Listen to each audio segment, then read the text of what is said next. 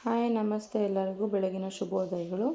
ನಾನಿವತ್ತು ಮಾಡ್ತಿದ್ದೀನಿ egg masala with chapati ಬ್ರೇಕ್ಫಾಸ್ಟ್ಗೆ. ಎಗ್ ಮಸಾಲ ನೋಡ್ಕೊಳ್ಳಿ ಹೇಗೆ ಮಾಡೋದು ಅಂತ.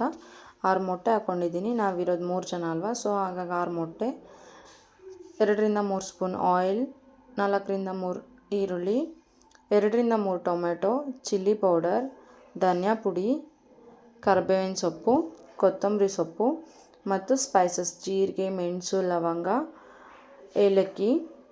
ನೋಡಿ ಮಾಡೋದು ಹೇಗೆ ಅಂತ. ಎಣ್ಣೆ ಕಾದ ನಂತರ ಎಣ್ಣೆ ಕಾಯಕ್ಕಿಟ್ಟಿದ್ದೆ. ಎಣ್ಣೆ ಕಾದ ನಂತರ ಸ್ಪೈಸಸ್ ಎಲ್ಲ ಹಾಕಿ ಚೆನ್ನಾಗಿ ಹುರಿರಿ. ಚೆನ್ನಾಗಿ ಹುರಿದ್ಮೇಲೆ ಕರಿಬೇವಿನ ಸೊಪ್ಪು ಹಾಕಿ. ಕರಿಬೇವಿನ ಸೊಪ್ಪು ಚಟಪಟ ಅಂತ ಸಿಡಿಬೇಕು. ನಂತರ ಈರುಳ್ಳಿ ಹಾಕಿ ಗೋಲ್ಡನ್ ಕಲರ್ ಆಗೋ ತನಕ ಹುರಿಬೇಕು ಚೆನ್ನಾಗಿ.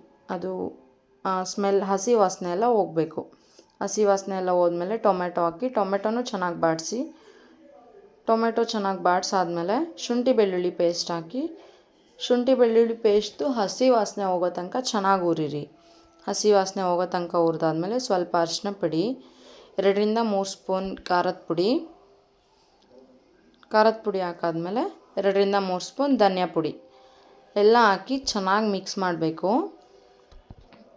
ಸಿಹಿತೆ ಲೋ ಫ್ಲೇಮಲ್ಲೇ ಇಟ್ಕೊಂಡು ಮಾಡಿ. ನೀವು ಲೋ ಫ್ಲೇಮಲ್ಲಿ ಇಟ್ಕೊಂಡ್ರೆ ಏನಾಗಲ್ಲ. ಲೋ ಫ್ಲೇಮಲ್ಲಿ ಇಟ್ಕೊಳ್ಳಿ. 2ರಿಂದ 3 ಸ್ಪೂನ್ ಧನಿಯಾ ಪುಡಿ ಹಾಕಿ ಚೆನ್ನಾಗಿ ಮಿಕ್ಸ್ ಮಾಡಿ.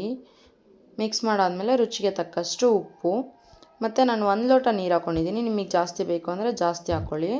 ನೀರು ಚೆನ್ನಾಗಿ ಕುದ್ಮೇಲೆ ನೋಡಿ ಕುದೀತಾ ಇದೆ. ಮೊಟ್ಟೆ ಹಾಕಿದ್ದೀನಿ. 6 ಮೊಟ್ಟೆ ಹಾಕಿದ್ದೀನಿ. ಮೊಟ್ಟೆನ ಹಾಕಿದ ತಕ್ಷಣ ಮಿಕ್ಸ್ ಮಾಡಬೇಡಿ, ಕುದಿಯೋಕೆ ಬಿಡಿ ಅದನ್ನು. ಮೊಟ್ಟೆ ಹಾಕಿದ್ಮೇಲೆ ಹೆಚ್ಚಿಟ್ಕೊಂಡಿರೋ ಕೊತ್ತಂಬರಿ ಸೊಪ್ಪು ಹಾಕಿ ಚೆನ್ನಾಗಿ ಕುದಿಯೋಕೆ ಬಿಡಿ. Spicy and tasty egg masala with chapati ಇಷ್ಟ ಆದರೆ ಲೈಕ್ ಮಾಡಿ, ಶೇರ್ ಮಾಡಿ, ಸಬ್ಸ್ಕ್ರೈಬ್ ಮಾಡಿ. Thank you all.